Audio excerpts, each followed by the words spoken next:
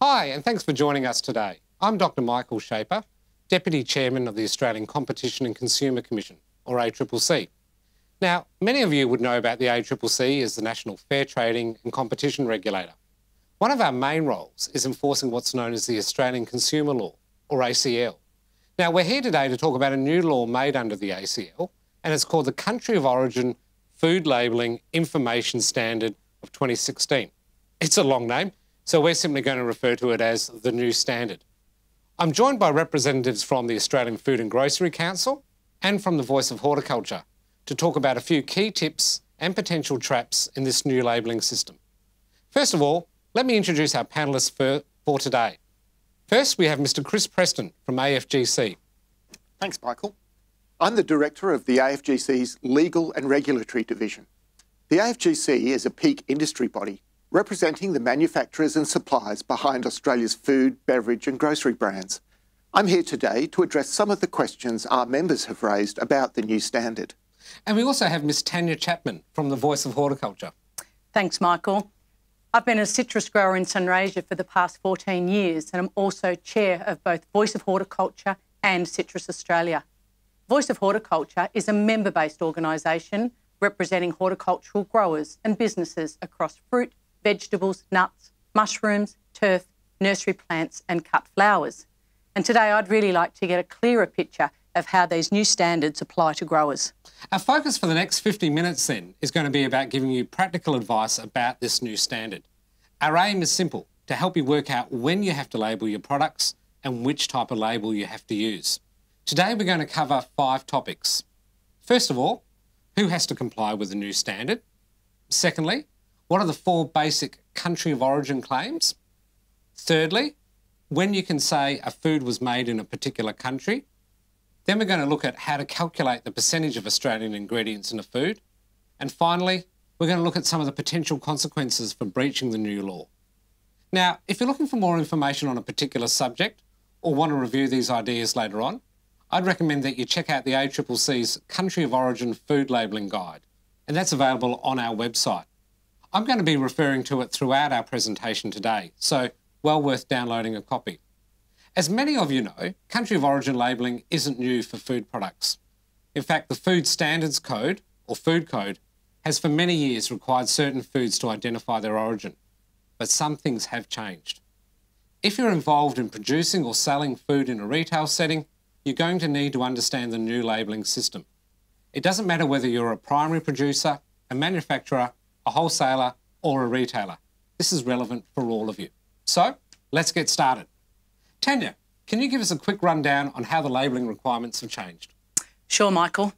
Firstly, under the old system, there was a one-size-fits-all approach with the same rules applying to all foods.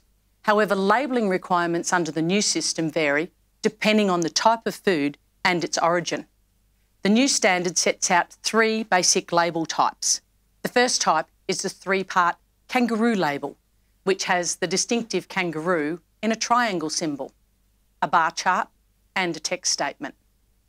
This kangaroo label is mandatory for priority foods, grown, produced or made in Australia. The second possible label is the 2-part bar chart only label, which has a bar chart and a text statement. This bar chart only label is mandatory for most priority foods packed in Australia. It can also be used for imported foods to show that they do contain Australian ingredients. A key part of these new picture labels is that you have to identify the percentage of Australian grown or produced ingredients in that food. Now, the actual text that must appear on these labels can vary, and there are special rules around this.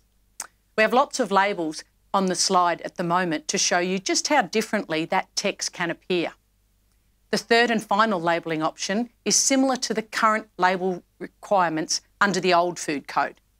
When it comes to non-priority foods and imported priority foods, all that's required is a country of origin text statement indicating where that food was grown, produced, made or packed. For imported priority foods, this statement has to be in a box. So, in fact, it's a priority to figure out whether a food is a priority. Now, Chris, can you explain the difference between a priority and a non-priority food? Sure, Michael. The standard lists 7 non-priority food categories. Everything else is a priority food. The non-priority food categories: seasonings, confectionery, biscuits and snack foods, soft drinks and sports drinks, alcoholic drinks, tea and coffee, and lastly, bottled water. My first tip for businesses is that you need to look at the dictionary at the back of the standard. It breaks down these terms and will give you a better idea of what's included in each category. Some may be broader or narrower than you think. For example, confectionery includes ice cream. As Tanya explained, the new picture labels are only mandatory for priority foods. If you have a non-priority food, you just have to do basically what you were doing before: provide a text statement indicating where the food was grown, produced, made, or in some cases packed. Let's take an example. A bag of potato chips would be a non-priority snack food. If you took potatoes, slice and cook them to produce chips in Australia, you can just say "Made in Australia" on the packet. Food not covered by a non-priority category will be a priority item. These include things like meats, fruit and vegetables, milk, yogurt, bread, nuts. All of these are priority foods. For a lot of Australian farmers, the things they produce will be priority foods or will go into manufacturing those priority foods. For example, a carrot grower's produce could be either sold loose or could go into making canned soup or a frozen ready meal or even pasta sauce. These would all be priority foods. Thanks.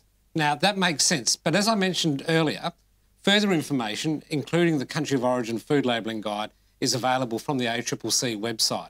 That's at accc.gov.au/cool. And I really suggest that you do download it and have a look at it. Now, before we get into the nitty-gritty of the new standard, I'd like to thank those who've submitted questions for us tonight. Hopefully we'll be able to answer a lot of these as we go along. Now, I know both of you, Chris and Tanya, have burning questions that you've raised and you want to discuss. That's right, Michael. Most of our members are coming to grips with what they have to do, but they're worried about the penalties available for incorrect labelling. What's going to happen if the ACCC comes along and they've got their labels wrong? Well, hopefully we can give businesses some clarity on that, but let's come back to that one a little bit later on.